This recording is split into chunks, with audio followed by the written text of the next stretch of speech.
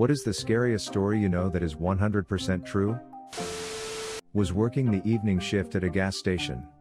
Man comes in all disoriented. I go to help him out. He has a gash on his head and doesn't know where he was. I couldn't see any crashes around, so assumed he had fallen or something. Normally we are supposed to stay inside the glass shielded register area whenever anyone is in the store. I, being a nice human being, went to help while calling the police EMS.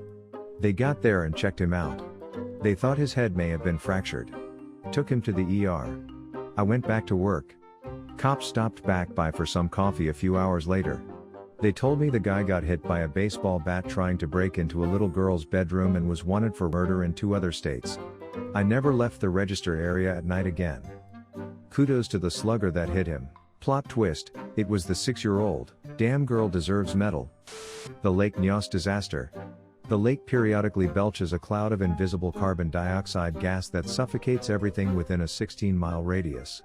In 1986, over 1,700 people and all their livestock died without even understanding what was happening to them.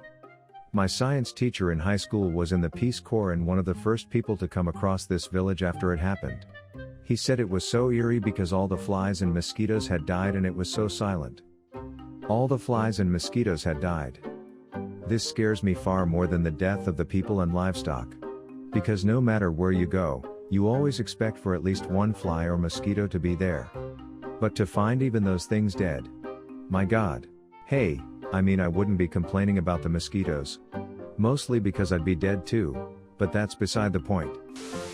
John List killed his whole family, wife, mother, daughter and 2 sons. He meticulously planned the whole thing, canceling all delivery services, excusing the kids from school, and even turned the air conditioning as low as possible to preserve the bodies for as long as possible. After he killed them all, he placed the bodies in sleeping bags and lined them up. He then wrote a letter to his pastor explaining why he had to kill them. He then leaves and isn't heard from again. 18 years later he's remarried and doing the same job as before, but this time he doesn't have any children.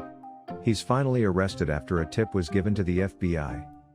Crazy thing is that because he planned it so well, the bodies weren't discovered until a month after the murders, so he had a huge head start and essentially started a new life in the same career and was heavily involved in a new church down in Virginia. Took 18 years to capture him. What did the letter say that he left? He pretty much explained that he killed his family to ensure their entry into heaven because he was worried they were straying from their faith. So in a way, he thought he was saving their souls. Killers like that are the scariest. He thought he had a noble reason, but in reality he was crazy. In my town in the early 90s there was a notorious killer that had all of British Columbia, Canada on watch.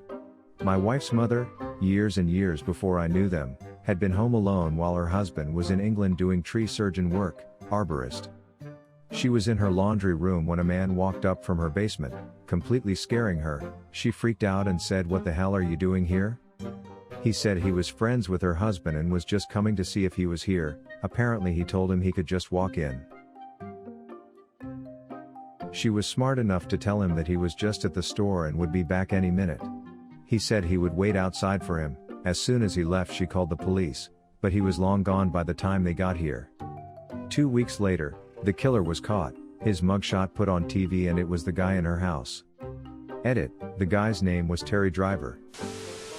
An acquaintance of mine sent his son to triathlon camp in Texas.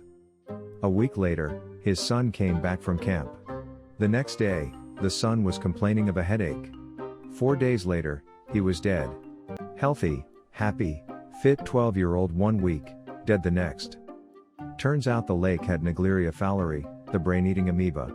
Nothing scares me as irrationally as already being dead and waiting for your body to catch on. Naegleria is terrifying to me.